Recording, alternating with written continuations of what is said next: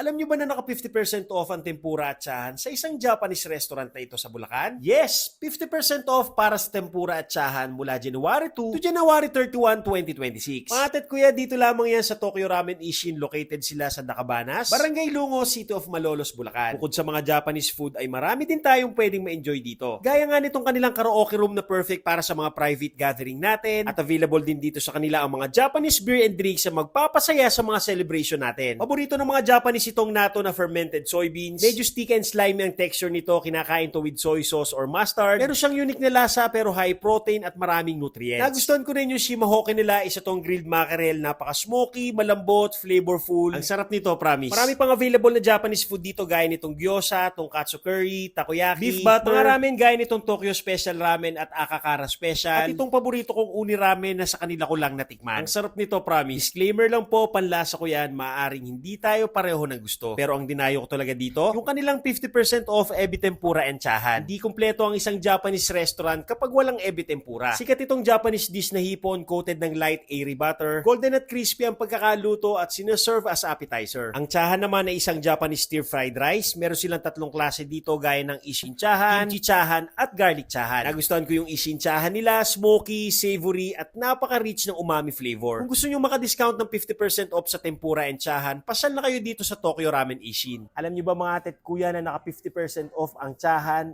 at ebi tempura ng buong January dito kay Tokyo Ramen Ishin? O paano mga tet kuya? Kain tayo!